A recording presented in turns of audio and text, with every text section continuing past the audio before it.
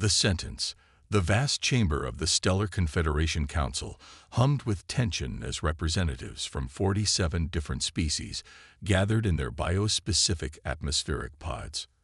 At the center of it all stood Ambassador Elena Rodriguez, the sole human representative, her hands clasped behind her back as she faced judgment from the galaxy's most powerful civilizations. Council Prime Vexthera's crystalline form pulsed with deep amber light as she addressed the assembly. Her voice resonated through the universal translators with the weight of absolute authority. "We are here today to address the human question. In the mere 57 standard rotations since first contact, this species has demonstrated capabilities that concern us greatly." Elena remained silent, knowing her time to speak would come. Around her, the various alien representatives whispered among themselves in their native tongues. The Methani delegation's gas-formed bodies swirled nervously in their containment fields. The tall, elegant Ashkari clicked their mandibles in what Elena had learned was their equivalent of worried murmuring. Even the usually stoic Cronus delegates shifted uncomfortably on their rocky perches. "When we first encountered humanity," Vexthera continued, "they appeared to be a typical young civilization. Aggressive, yes, but manageable. We offered them our guidance, our technology, our wisdom accumulated over millions of cycles. We expected gradual integration over several thousand rotations." The Council Prime's light shifted to a harsh red frequency. Instead, they absorbed our knowledge at an unprecedented rate. Within 20 rotations, they had not only mastered our basic technologies, but had begun improving upon them. Their adaptation speed is unlike anything we have documented in galactic history. Murmurs of agreement rippled through the chamber. Elena knew the statistics by heart. Humanity had gone from chemical rockets to faster-than-light travel in less than 30 years. They had taken Confederation medical technology and enhanced it beyond recognition. Most disturbing to the Council, humans had looked at seemingly perfect alien engineering and asked, "But what if we did it differently?" Representative Thylos of the Elanthi rose from his hovering platform. His 6 arms gestured expressively as he spoke. "The humans don't just learn. They adapt our knowledge to purposes we never considered. They took our peaceful agricultural enhancement technology and somehow used it to terraform 3 dead worlds in under 40 rotations. How does one species accomplish what takes our combined civilization centuries?" "Because we had to," Elena said quietly, her first words echoing clearly through the chamber's acoustics. "With respect, honored representatives, most of your species developed on stable worlds with abundant resources. You had the luxury of slow, careful progress. Humanity evolved on a world that tried to kill us every single day. We learned to adapt quickly or die." Council Prime Vexthera's light flared brighter. "And this is precisely why you are dangerous. Your species treats every problem as an existential threat requiring immediate solution. You innovate not from curiosity, but from desperation. This makes you unpredictable." The Ashkari delegate, Prime Speaker Kethera, stepped forward. "In 37 rotations, humanity has established colonies on 14 worlds. Your expansion rate exceeds that of the ancient Hegemon Empire. Your military vessels, while technologically inferior, employ tactics our strategists find unsettling." Elena almost smiled at that. Human military doctrine confused the aliens precisely because it had been forged in centuries of warfare against other humans. Every trick, every desperate gambit, every asymmetric strategy had been tested in the crucible of terrestrial conflict. When humans fought, they fought like their world had taught them to fight with absolute determination and creative brutality. "You speak of cooperation," continued Kethera, "but your very presence changes everything around you. Trade routes we have maintained for millennia become obsolete when humans find shorter paths through dangerous space. Diplomatic relationships carefully balanced over eons shift when your ambassadors propose solutions no one else considered." Dr. Sarah Kim, Elena's scientific advisor, whispered through their private communicator. "They're not wrong, Elena. We've disrupted their entire status quo just by existing. Elena nodded slightly. The humans had indeed changed things. When the Vorthek pirates had terrorized shipping lanes for decades, the Confederation had maintained costly patrol fleets to contain them. Humans had solved the problem in 6 months by teaching the Vorthek to farm using asteroids, turning pirates into productive citizens. The aliens called it unprecedented. Humans called it Tuesday. Council Prime Vexthera raised all 6 of her manipulator arms for attention. This brings us to our decision. The Stellar Confederation has determined that humanity represents a destabilizing force to galactic civilization. Your rapid advancement threatens the careful balance we have maintained for over 100,000 rotations. The chamber fell silent except for the ambient hum of life support systems. Elena felt her heart rate increase, but her expression remained neutral. She had expected this moment. Therefore, Vexthera announced, by unanimous decision of the Confederation Council, humanity is hereby exiled from all civilized space. You will be transported to a world suitable for your adaptive capabilities. Elena's blood ran cold. What kind of world? Tartarus Prime, replied the Council Prime. A Class 0 Deathworld in the outer void. It will provide you with ample opportunity to exercise your species' remarkable ability to overcome impossible challenges. The holographic display in the chamber's center flickered to life, showing a world that looked like something from humanity's worst nightmares. Massive storms covered half the planet's surface. Volcanic activity painted the atmosphere in sickly yellow-green hues. The data streams showed temperature fluctuations from -80 to 150 degrees Celsius. The atmosphere required constant filtration just to be breathable for most known species. 12 previous species have attempted to colonize Tartarus Prime, announced Representative Phylos with barely concealed satisfaction. All failed within 2 rotations.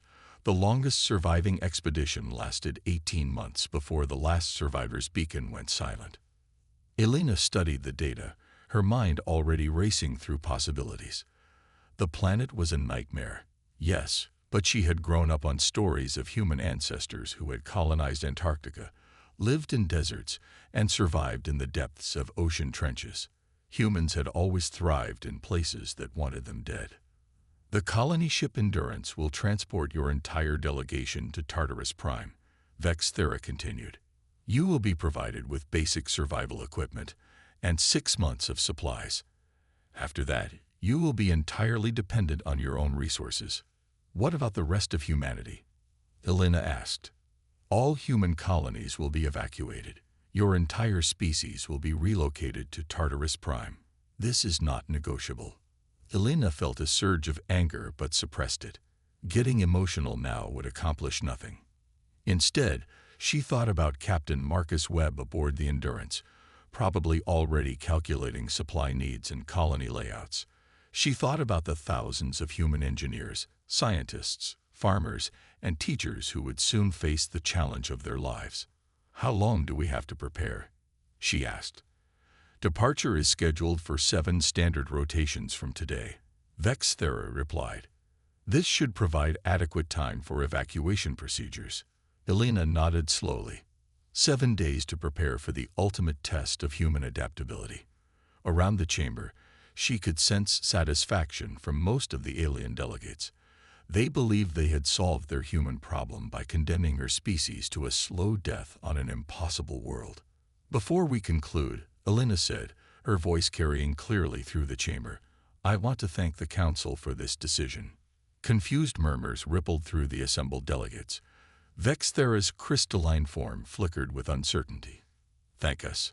Elena smiled for the first time since entering the chamber. You've just given humanity the greatest gift possible. A challenge that will force us to become more than we ever thought we could be.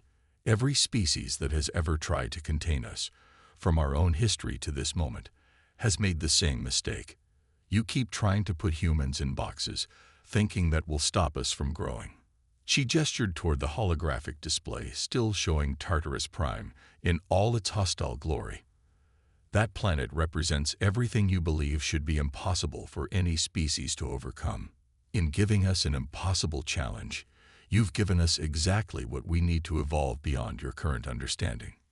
Your arrogance will not survive first contact with reality, Council Prime Vexthera said coldly. Tartarus Prime has claimed every expedition sent to its surface. What makes you believe your species will be different? Belena's smile widened. Because every other species tried to survive on Tartarus Prime. Humans don't just survive, we adapt. We make impossible places into homes. We take worlds that want to kill us and turn them into gardens. You haven't sentenced us to death, honored council. You've given us room to grow without interference. The chamber erupted in dismissive chittering and clicking from various delegates. Belena remained standing as the Council Prime pronounced the formal sentence. As the session concluded and she was escorted from the chamber, Elena felt a strange sense of excitement building in her chest. Aboard the Endurance, Captain Webb was already working with his department heads to plan humanity's greatest challenge yet. Dr. Kim was analyzing atmospheric composition and geological data. Engineering teams were redesigning equipment for extreme conditions. Agricultural specialists were researching how to grow food in impossible environments. As Elena boarded the transport to rejoin her people, she wondered if the Confederation Council truly understood what they had done. They had taken a species that had conquered every environment on their homeworld, from Arctic ice caps to scalding deserts, and given them a new frontier to master. Tartarus Prime was about to discover why humans had never met a hostile environment they couldn't eventually call home. The adaptation. 18 months after the Endurance had disappeared into the outer void, Council Prime Vexthera stood before the emergency session of the Stellar Confederation Council. The crystalline being's form pulsed with deep blue uncertainty as she addressed the assembled representatives. Honored delegates, she began, we have received an unexpected transmission from the Tartarus Prime system. A collective intake of breath echoed through the chamber's various atmospheric systems. Representative Phylos leaned forward on his hovering platform. A distress signal from the human survivors. Not exactly, Vexthera replied, her light shifting to confused amber hues. The transmission appears to be a status report. The holographic display flickered to life, and suddenly the chamber was filled with the image of a human male wearing pristine environmental gear. Behind him, instead of the hellish landscape they expected, stretched what appeared to be a thriving settlement. Geometric structures rose from the hostile ground, their surfaces gleaming with some kind of protective coating. Stellar Confederation Council, the human said with a slight smile. This is Colony Director James Chen reporting from New Prometheus Settlement on Tartarus Prime. We wanted to provide an update on our progress and extend an invitation for diplomatic relations. Prime Speaker Kethra's mandibles clicked rapidly in agitation. This must be an old recording, transmitted before their inevitable demise. Chen's image continued speaking. I know our continued existence probably comes as a surprise. Frankly, we're a bit surprised ourselves at how well things have gone. When we first arrived, Tartarus Prime certainly lived up to its reputation as a Class 0 Deathworld. The temperature swings were brutal, the atmosphere was toxic, and those seismic events nearly flattened our initial shelters. Vexthera's light flickered with growing confusion. This transmission was clearly recent, based on the temporal signatures. But humans have always been good at making the best of bad situations, Chen continued cheerfully. Let me show you what we've accomplished. The camera view shifted, revealing a sprawling underground city connected by gleaming tunnels. Vast hydroponic farms stretched in carefully climate-controlled chambers. Manufacturing facilities hummed with activity, producing equipment that looked more advanced than anything in the Confederation database. The temperature extremes turned out to be a fantastic energy source, Chen explained as the camera showed massive thermal collection arrays. We've got more power than we know what to do with. The toxic atmospheric gases. Well, our chemists discovered they break down into some incredibly useful industrial compounds. We're actually producing materials that are impossible to synthesize under normal conditions. In the council chamber, Representative Phylos made a choking sound through his translation unit. They're using the planet's hostility as a resource base. The transmission continued, showing Dr. Sarah Kim in what appeared to be a thriving research laboratory. The seismic activity was challenging at first, she said, but our geological team figured out how to harness it for geothermal energy. We're actually generating more power per capita than most Confederation worlds. Plus, the mineral wealth brought up by volcanic activity has been extraordinary. Prime Speaker Kethra rose from her perch, her 6 arms gesturing in distress. This is impossible. 12 species failed on that world. How can these primitives succeed where advanced civilizations could not? As if hearing her question across space and time, the transmission showed Engineer Rosa Martinez standing beside what looked like a tamed version of Tartarus Prime's most dangerous predator. The indigenous life forms were definitely hostile at first, she said, scratching behind what might charitably be called ears on the massive, scaled creature. But once we figured out their pack dynamics and social structures, integration wasn't too difficult. They're actually excellent partners for geological surveying. Council Prime Vexthera's crystalline form began flickering between colors rapidly. They domesticated the apex predators, the same creatures that consumed the Xanthari expedition in 47 standard hours. The camera panned to show Dr. Alex Thompson, xenobiologist, working alongside several aliens that the Council recognized with shock. We were thrilled to discover survivors from previous colonization attempts, Thompson said. The Herethi expedition had been hiding in deep caves for over 30 rotations.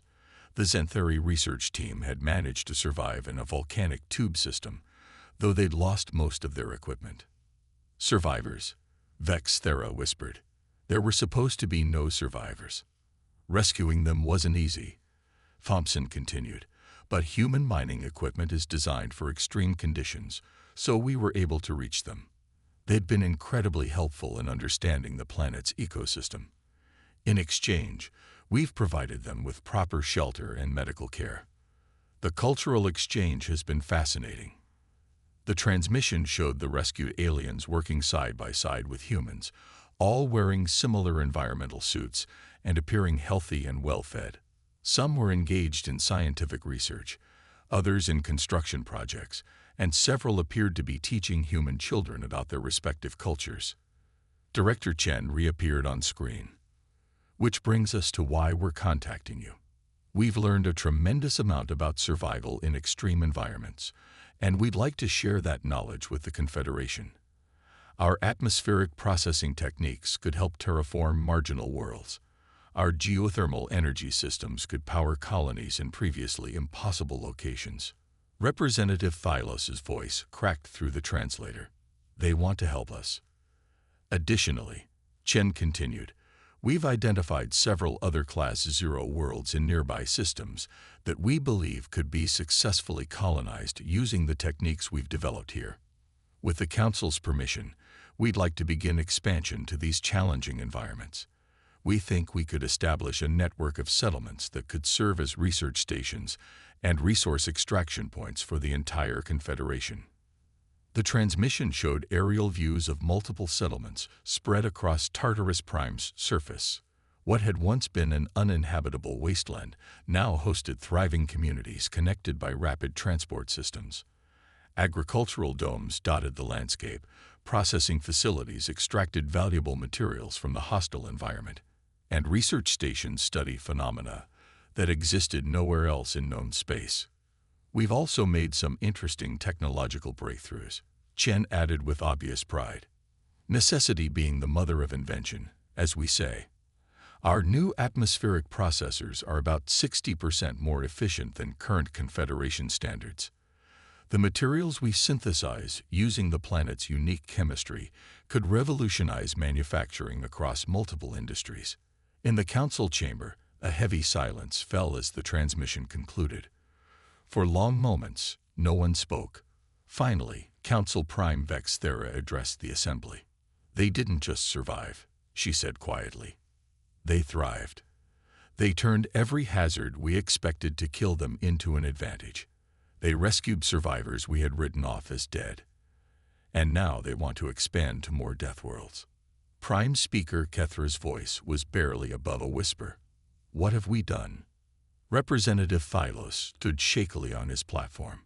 "We tried to contain them by giving them an impossible challenge. Instead, we gave them exactly what they needed to advance beyond our capabilities.